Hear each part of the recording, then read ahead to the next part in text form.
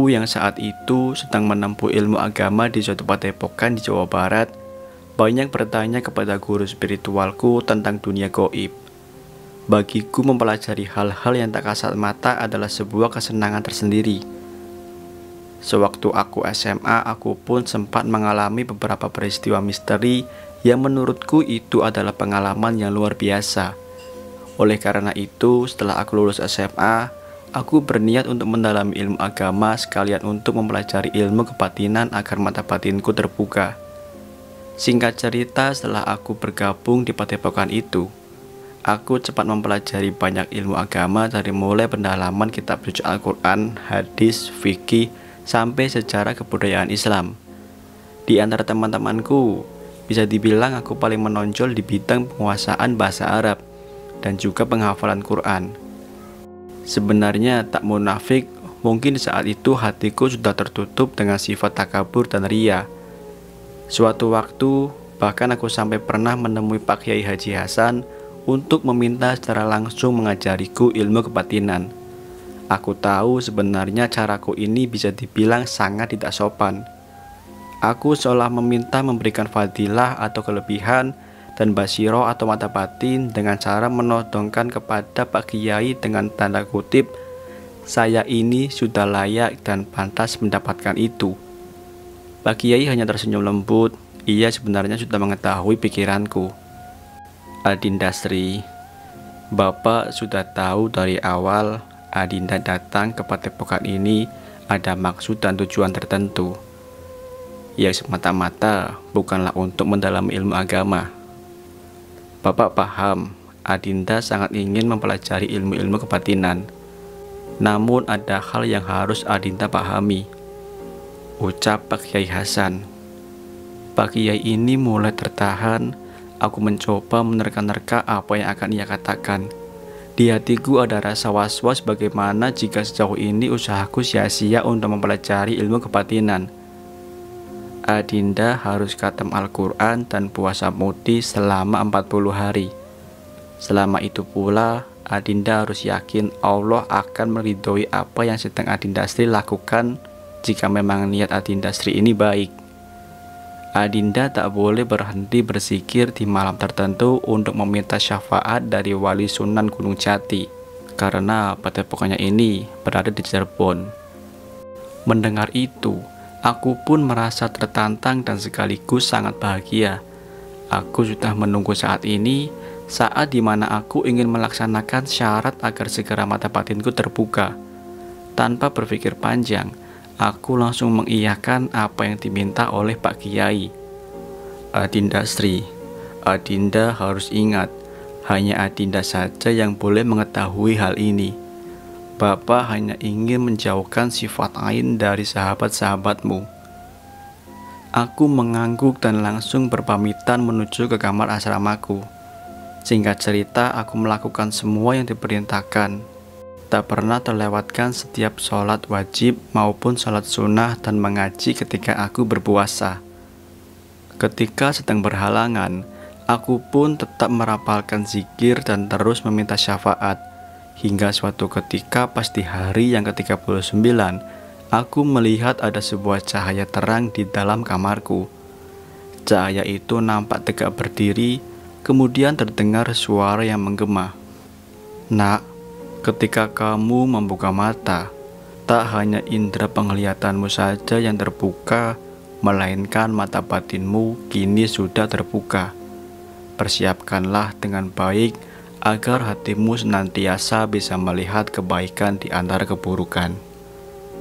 Seketika cahaya itu pun lenyap, dan aku terbangun dari mimpi.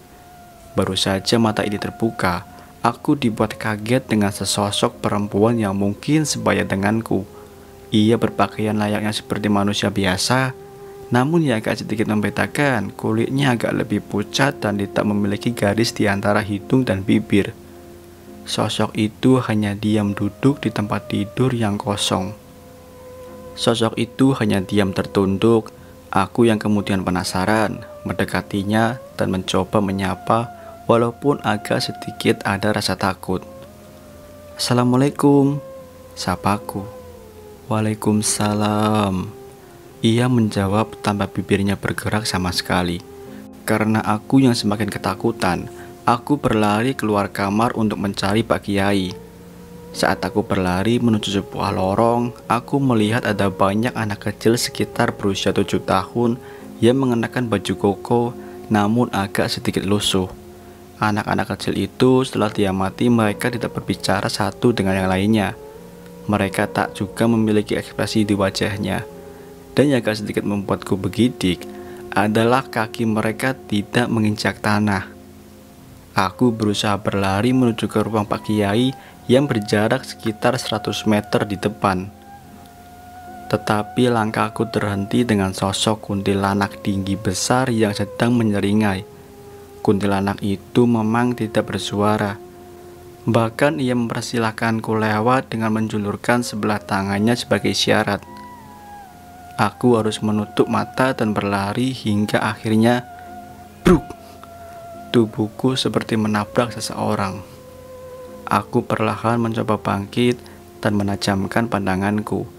Ternyata orang yang kutabrak barusan adalah Pak Kiai Haji Hasan. Aku sangat gemetar dengan apa yang baru saja aku lihat. Sosok-sosok itu seperti nyata dan sangat menyeramkan. Bagaimana Adinda Sri? Apa kamu takut dengan apa yang barusan kamu lihat? Tanya Pak Kiai lembut. Pak, sepertinya saya sudah mulai tahu Pak. Wujud mereka sangat menyeramkan. Sungguh mereka ada nyata hidup berdampingan dengan kita. Jawabku terbata-bata karena rasanya lidah ini amat sangat kaku. Pak Kiai hanya tersenyum dan berkata, besok pagi mintalah kepada Kusnayanti agar kamu sendiri yang pergi ke pasar untuk membeli sayur. Nanti Bapak akan membimbingmu dari belakang. Ucap Pak Kiai Hasan membuatku penasaran.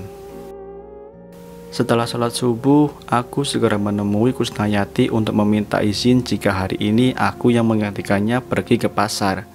Sebelum pergi, aku sempat menjumpai Pak Kiai yang kemudian menutup mata batinku dengan tangan dan terdengar mulutnya melafalkan sesuatu. Kamu pergilah ke pasar. Jangan takut dengan apa yang kamu lihat. Teruslah berjalan dan beristighfar jika dirasa ada yang penampakan sosok menyeramkan. Aku yang mengerti instruksi dari Pak Kiai langsung bergegas ke pasar karena harus cepat-cepat berbelanja sebelum jam 6 pagi. Baru saja berjalan keluar dari padepokan, aku dikagetkan dengan penampakan sosok hitam tinggi besar yang berdiri di samping pohon penda. Aku mempercepat langkahku, dan kemudian aku merasa di depan ada seorang ibu-ibu yang berjalan. Assalamualaikum, permisi Bu, mau ke pasar juga ya Bu? Sapaku. Karena pagi itu masih agak gelap, aku tidak begitu jelas melihat wajah si ibu. Saat ibu itu menengok, ternyata yang kulihat adalah sebelah wajahnya yang hancur mengeluarkan darah segar. Neng, tolong cariin mata sama gigi ibu, Neng. Ibu gak bisa pulang kalau belum ketemu mata sama gigi ibu. Mataku langsung terbelalak melihat wajah ibu yang rusak. Astagfirullahaladzim, teriakku. Namun kudengar dari telingaku, Dinda Sri, jangan takut, teruslah berjalan dan tetaplah bersikir agar hatimu tenang. Aku kemudian menghiraukan apa yang baru saja aku lihat, hingga sampailah aku di pasar. Di pasar terlihat sangat ramai. Tidak hanya manusia saja berlalu lalang, namun terlihat juga banyak makhluk tak kasat mata memenuhi pasar. Yang membedakan antara manusia dan makhluk seperti itu adalah ketika berjalan, makhluk itu dengan mudah menembus tubuh manusia ataupun tembok. Kepalaku hampir dibuat pusing dengan kondisi keadaan pasar yang saat itu memang penuh sesak. Aku mencoba untuk duduk menarik nafas. Tiba-tiba aku dikagetkan dengan tepukan di bahu. Neng, gak apa-apa. Saat ku menoleh, ternyata yang aku lihat kepala anjing dengan tubuh wanita. Aku langsung berteriak dan juga membuat wanita itu kaget. Kenapa Neng? Ibu liatin, Neng kayak gak sehat. Neng kesini sama siapa? Aku mencoba mengatur nafas dan menjawab pertanyaan wanita berwajah anjing tersebut. Nggak apa-apa kok bu, saya cuma agak sedikit lemas, kurang enak badan. Saya kesini sendirian bu, tempat saya dekat kok bu. Itu di Padepokan Pak Kiai Haji Hasan, jawabku sedikit berbohong. Wanita itu tak lama pamit untuk berbelanja lagi, meninggalkan aku yang masih terduduk sendiri. Apa yang barusan aku lihat ya? Kenapa wajahnya anjing hitam? Aku membatin seperti itu. Tak lama ada suara Pak Kiai yang menggema di telinga. Dindastri, yang kamu lihat tadi adalah orang yang bersekutu dengan iblis, hingga wajahnya menyerupai anjing. Aku terhenyak. Bagaimana bisa suara Pak Kiai ini terdengar sampai sini? Aku memfokuskan pikiranku untuk tak mau banyak bertanya karena hari sudah semakin siang. Perlahan aku membeli apa yang dicatat oleh Kusna di secari kertas. Ketika aku melangkahkan kaki menuju tukang daging, tangan dan kakiku seperti terseret-seret oleh jenis lelembut yang bentuknya menyerupai tuyul. Aku sempat mengikuti dua lelembut tuyul itu, dan aku seperti terhipnotis berdiri di tempat yang sebenarnya tak ingin aku tuju. Neng, mau beli apa? Kok malah ngelamun?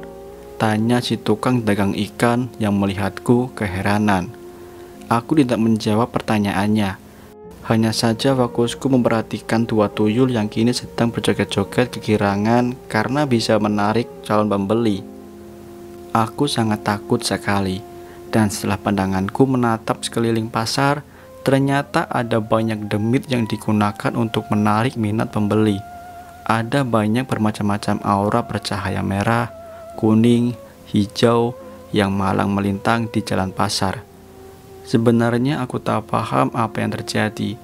Namun pandanganku seperti terganggu saat melihat ada beberapa toko di pasar yang di depannya ditunggu oleh sosok hewan seperti monyet. Dengan sisa tenaga, aku berhasil keluar dari pasar yang sangat penuh dengan interaksi makhluk tak kasat mata itu. Aku berkali-kali istighfar dengan apa yang baru aku lihat. Dan dengan langkah yang tergontai, aku kembali ke Padepokan. Aku segera berjalan menuju dapur dan mengantarkan semua belanjaan kepada Kusnayati. Saat aku ingin menemui Pak Kiai, aku mendengar suara mengaji yang sangat merdu. Aku yang penasaran kemudian mengintip ke arah ruang aula, di mana sumber suara itu berasal. Saat kulihat, ternyata yang mengaji adalah seorang kakek-kakek berambut putih panjang dan berjanggut panjang. Kakek itu sangat khusyuk mengaji sehingga ia tak memperdulikan aku dari tadi mengintip di balik jendela. Tiba-tiba kakek yang tadi aku lihat sedang mengaji di dalam ruang aula sekarang sudah tidak nampak pada tempatnya. Aku baru tersadar jika ternyata kakek itu bukanlah manusia. Dek, kenapa kamu hanya melihat orang mengaji? Apa kamu tidak ingin ikut mengaji juga? Tanya si kakek sudah berdiri di depan mataku. Belum sempat aku menjawab, kakek itu kembali menghilang. Adindastri, jangan takut, sosok itu tidaklah jahat. Suara Pak Kiai Haji Hasan mengagetkanku. Pak Haji kemudian mengajakku berjalan-jalan sambil berbincang apa saja yang baru aku lihat. Aku kembali menceritakan dari mulai sosok perempuan pucat yang duduk di tempat tidur kamarku. Pak Kiai menjelaskan jika memang di pondok ini pernah ada santriwati yang meninggal karena sakit. Santriwati ini tidak mau dibawa berobat karena takut menjadi beban untuk keluarganya, hingga akhirnya ia ditemukan telah meninggal. Yang kedua, mengenai beberapa anak kecil yang mengenakan baju koko itu sebenarnya memang dari bangsa jin.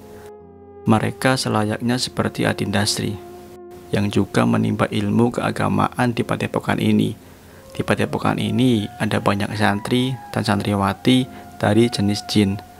Bentuknya pun beragam, ada yang memang menyerupai kuntilanak, genderuwo, atau seperti manusia pada umumnya. Kemudian Pak Kiai menjelaskan jika di luar pondok ada beragam bentuk jin yang usil. Salah satunya genderuwo, penunggu pohon benda, dan juga sosok arwah penasaran korban tabrakan. Pak Kiai kemudian menambahkan jika dirinya sebenarnya mengikutiku dari belakang secara tak kasat mata. Pak Kiai juga melihat apa yang kulihat ketika di pasar. Seperti yang sudah Bapak bilang, wanita berwajah anjing itu adalah wanita yang menggunakan pesugihan. Di pasar seperti gerbang pembuka antara manusia dan alam gaib sudah tak bisa dibedakan. Ironis sekali memang, manusia yang diciptakan oleh Allah sebegitu sempurnanya masih saja mau melakukan perjanjian-perjanjian gaib yang mengikat. Demit yang berbentuk seperti tuyul adalah awal janin yang digugurkan, sehingga mereka dipakai oleh sebangsa jin untuk memperlalat manusia.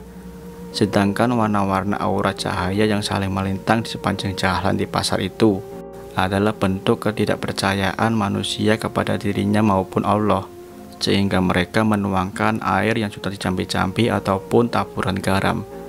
Niatnya hanya satu, jika si calon pembeli menginjak area yang sudah ditaburi garam atau disiram air dari berbagai macam orang pintar, maka mereka akan jadi mengeluarkan uang untuk membeli barang yang dijajakan. Namanya juga jika mau berusaha, pasti Allah beri jalan dan kemudahan. Begitupun penjual, pasti pula akan ada pembeli. Namun kini hati manusia telah tertutup dengan hawa nafsu ingin sukses dengan cepat, sehingga menghalalkan berbagai macam cara. Ungkap Pak Kiai Hasan. Sambil tangannya terus bersikir, Pak Kiai melanjutkan ceritanya menceritakan sosok kakek yang mengaji di ruang aula. Kakek itu memang sebangsa jin putih. Ia berumur ratusan tahun. Kakek jin telah berada di wilayah ini jauh sebelum padepokan ini dibangun. Menurut pengakuannya, ia adalah pengikut dari salah satu wali Cirebon sewaktu beliau menyiarkan agama Islam di Nusantara. Bahkan, si kakek mengaku sebelumnya ia bukanlah jin muslim, melainkan hanya jin penunggu hutan biasa. Kakek itu awalnya ingin mencobai ilmu dari Sunan Gunung Jati. Namun belum apa-apa, ia seolah dibuat tak berdaya dengan karomah yang dimiliki oleh sang waliullah. Saat ini tugas beliau adalah menjadi seorang muazin bangsa jin dan juga mengajarkan ilmu agama bagi santri maupun santriwati golongan jin. Ia juga menjaga padepokan ini dari segala bentuk gangguan jin yang kafir. Entah mengapa aku menjadi merasa malu. Aku sebelumnya selalu merasa diri ini pantas dan layak untuk bisa mendapat kelebihan dari Allah. Aku berdoa dan meminta seolah-olah ingin mendobrak pintu surga dengan tanganku sendiri. Kini sangat tertampar di lelung hati. Aku membandingkan diriku dengan kakek jin berumur ratusan tahun yang masih sangat bersahaja dan rendah diri. Kakek itu selalu memuliakan nama Allah dengan selalu membaca Quran dan menjadi manfaat bagi sesama jin. Aku bisa mengaji, namun aku tidak bisa mengaji hatiku sendiri. Aku bisa melafalkan Quran, namun tidak bisa mengingat kebaikan orang yang pernah menolongku. Aku menyadari apa yang kulakukan adalah sebuah kesia-siaan, dan aku tidak pantas mendapatkan kelebihan ini. Aku kemudian meminta Pak Kiai untuk menutup kembali mata batinku. Cukuplah 2 hari pengalamanku melihat dan berinteraksi dengan makhluk-makhluk tak kasat mata. Dari sini aku belajar untuk tidak memaksakan kehendak. Aku belajar untuk tidak takabur, dan aku juga belajar jika selayaknya manusia hidup di dunia hanya sementara, dan jangan pernah bersekutu dengan iblis untuk mendapatkan kemudahan. Dengan senang hati, Pak Kiai menutup kembali mata batinku. Sungguh itu adalah pengalaman yang seumur hidup takkan pernah aku lupakan. Akhir cerita, aku keluar dari padepokan, namun keistimewaan di mata Allah karena di dalam hidup sudah bisa menjadi syafaat bagi orang lain.